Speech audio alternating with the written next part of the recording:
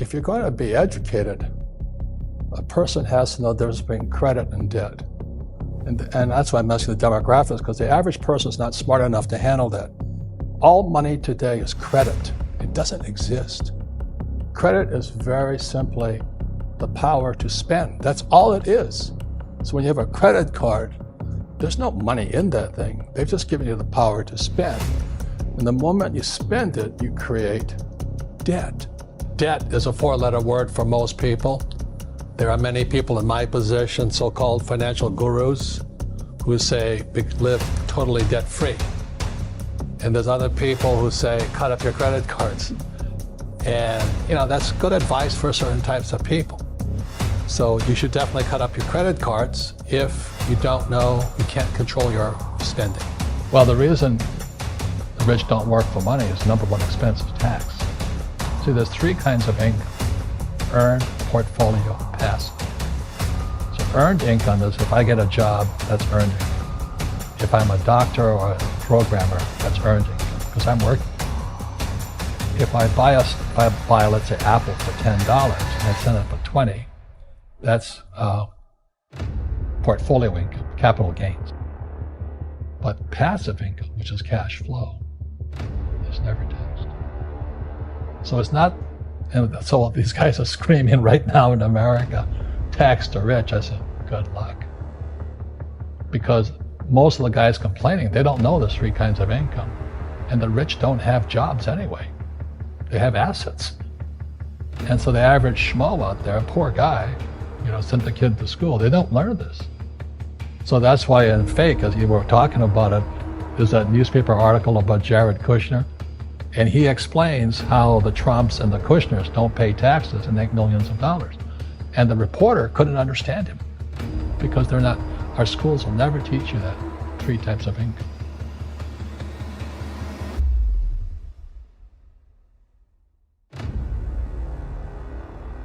I always tell people we're all financial traders. A lot of people say, I'm not a financial trader. Yes, you are. You're trading time for money. Yeah. That's the worst trade you can ever make in your life. Somebody who's wealthy has made money their slave. They're no longer the slave to money. And the way they do that is they've figured out how to become an owner. And the way you do that in the most simplistic way, I even taught it in my first book, was you have to decide there's a percentage of money that you're going to keep forever. You're not going to give it to Kate Spade or Ferrari or anybody else. You can do that too. But there's a percentage of that income that never will be touched, that you will grow and compound and will provide income for the rest of your life so you don't have to work. Now, when I was growing up, everybody's goal was get rich enough so you never have to work. Now, like all my friends are 15, 18 years my senior. People like Steve Wynn in most of Las Vegas, he's like 74. Warren Buffett's 85. Peter Guberman, one of my dearest friends in the world, owns the Golden State Warriors, the LA Dodgers. We're partners in the LAFC football team in LA. Brilliant guys, 74 years old. And they're all working harder now than they ever were, and they don't have to work. So the goal is make enough money so you don't have to work, and then you'll do what you love, and you'll pour your time and energy into it. But you have to make that decision. People think that the way you get free, financially free or wealthy, is you get this big score. Somehow I'm going to make a bunch of money, or somehow I'm going to make this investment in Apple and it's going to triple, and that's what's going to make me wealthy. But all the research shows, in reality, people who earn huge sums of money rarely keep those huge sums of money.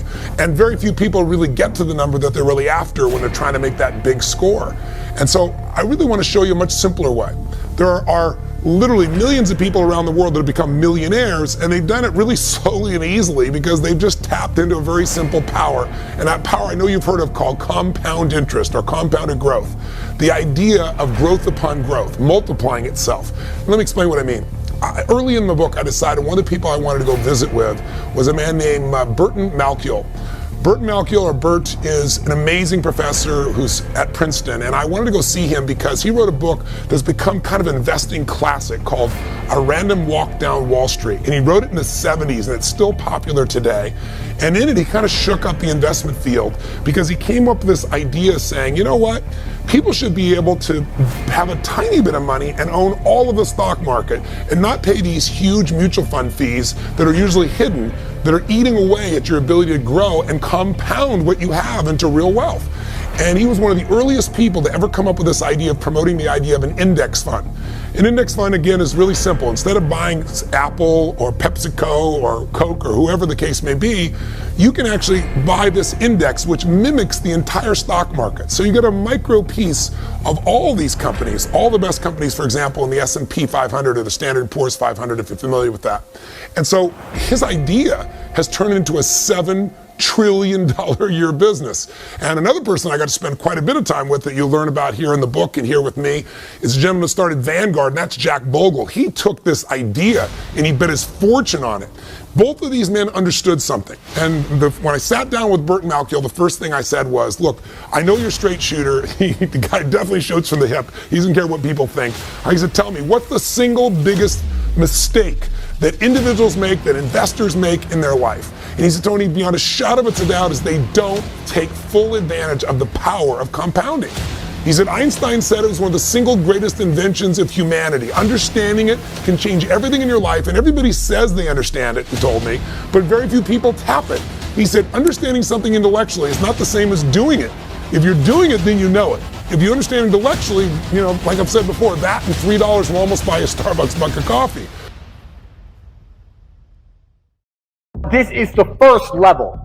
This is the first level on how to make money. So what you do when you have a job is you give up your time to get some cash. So a guy will say, if you stand here all day, I'll give you X amount of money.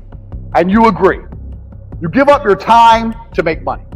The problem with giving up your time to make money is what? Who knows the problem with giving up your time to make money? I'll tell you the problem. The problem is you only have a certain amount of time. It's very difficult to get rich if you give up your time for money because you have a certain amount of time. You need to sleep, you need to eat, you got other stuff to do. You haven't got the time to sit there and get rich that way. So time for money is great, and obviously the more valuable your time is, the better. That's fine, you can make more. But you still have a finite amount of time. And this is the problem with trading your time for money. Next is information for money. Now, the good thing about getting information for money is that your time is not explicitly linked. So if you do something like a video giving information, that one video, you can film it one time, but it can be given out or sold 1,000,000 times, and you get paid every single time. But your time is no longer linked to the money. So a lot of people make money purely on information. And it can be done lots of ways. It can be done with what I'm doing right now. I'm making money based on what I know right now. I am selling information to you people. I know information and I'm providing it. There are also high-level consultants who do the same thing. Information is valuable. We live in the age of information. Another thing I guys want you to write down your notes. Some of the two most important things in the world today are information and attention. If you have information and you can get attention, you will be rich. Because if you can get attention, people are going to pay attention to you, and if you have information to give them, you're going to be rich. This webinar is an example of how me, a person who can attract attention, who has information, can make money. So information for money is better than time for money. Now, every single person sitting here, there must be something you know. You know something. You know something others don't know. It doesn't matter if it's how to play guitar, doesn't matter if it's how to play piano, doesn't matter if it's how to fix a car, doesn't matter what it is. You must have some information that other people find useful. That information can be weaponized and it can be turned into money.